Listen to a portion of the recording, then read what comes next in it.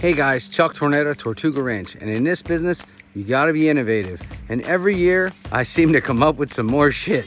So let's just turn around and take a look at what I have going on now. But you might find it interesting, and it might be a fun way for you to keep your baby turtles, especially outside. Hey guys, so what we have here is called an IBC Tote.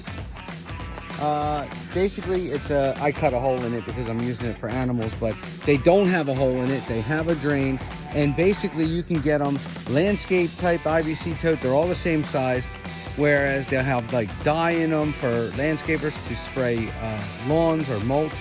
And then you can get the food grade, which is what this is here. That's a food grade IBC Tote. So this had corn oil in it. Now these I've been using for my animals. So as you can see, my piggies have an IBC Tote that has a hole cut out of it. And they go in there. Come on, back up guys. Back up, back up, back up. They go in there and they lay down and they go to sleep. And all I did was cut a square out of the IBC Tote. But it's just a plastic tote. You can pick these up on Facebook Marketplace and they're about $25. Sometimes they're $30, and I'll tell people, well, will you give me 4 for $100? And they'll say, yeah. But that's pretty much what I do. And then over here, you'll see that I have IBC totes that I use for my birds in the aviary. And they actually lay eggs in the IBC totes, and they can get out of the weather.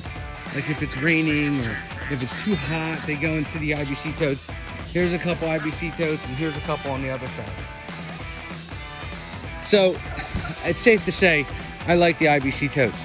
Now I got myself some food grade IBC totes, and I said, I keep looking at them thinking, what can I do? They got this line that like indicates the exact center of the IBC tote.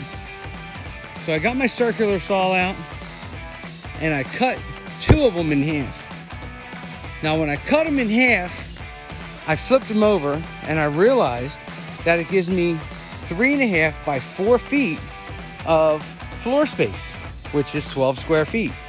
Just about, maybe a little more. But for here, it's 12 square feet. It fits perfect in this trailer, which is 7 foot wide by 16 foot long. I could actually put 2 more in. I could get another 2 IBC totes, cut them in half and put them in. Now what I like about this situation is the trailer has a tilt. It's already leaning. And you know, I like my turtle tubs leaning because I want there to be a dry area and about 1.5 inches of a wet water area. I can house about 50 turtles in here, in each one of these. So that's my idea. That's my big boom of an idea. And it's gonna happen this year.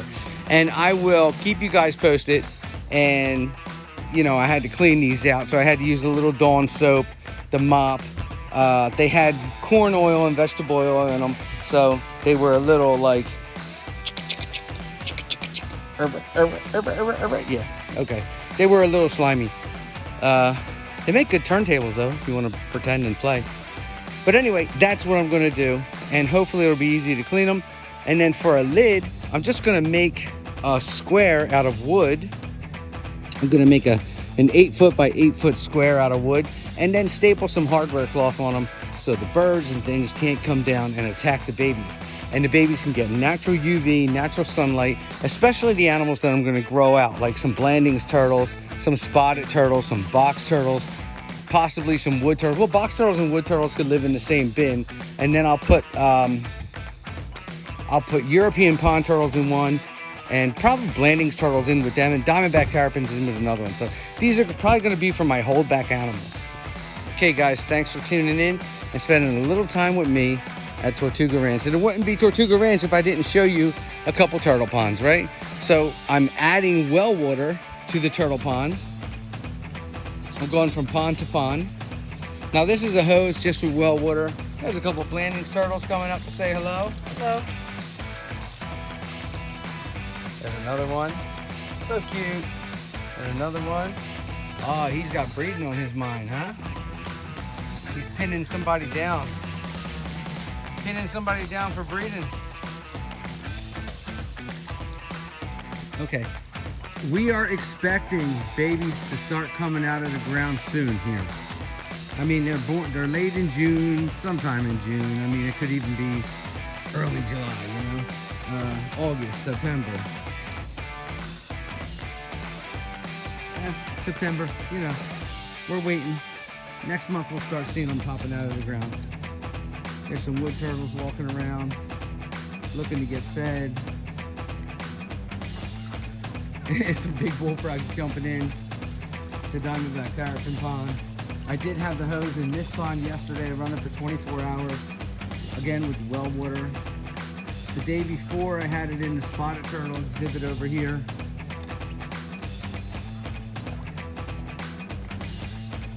Now there's a lot of overgrowth, a lot of grass in here.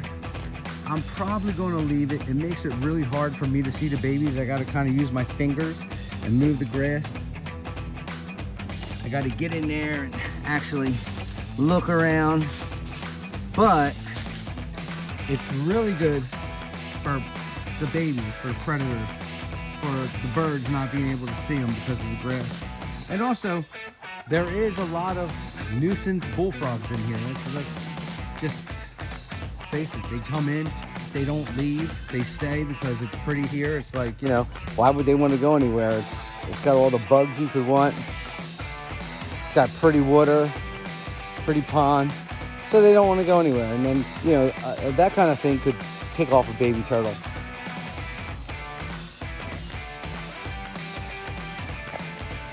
This is the rescue pond, mostly red ear sliders in here, and there are a lot of them.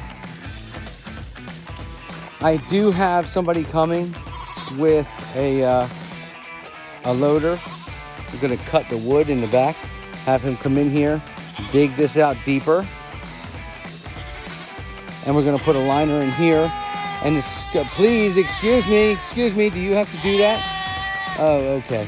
Yeah, because I don't do that when I pee. Anyway, I'm gonna put a liner in here. And so there'll be 2 ponds in the rescue pen, so that the red ear sliders can have a choice what pond they want to be in. But I want to make it about 3.5 feet deep. This one needs a little more work.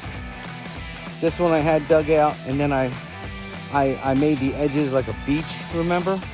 But it needs a little more work. I'm going to have somebody make it a little deeper and take this dirt and put it in the back because it slopes on an angle and it's just not level. And if you put a pond in where it's not level, water's just going to run out the back. Guys. Come on, twin, knock it off. Okay. All right, guys, no joking this time. I'm gonna hang up. Thank you for spending time with me at Tortuga Ranch, and thank you for spending some time in South Jersey at the beautiful ponds.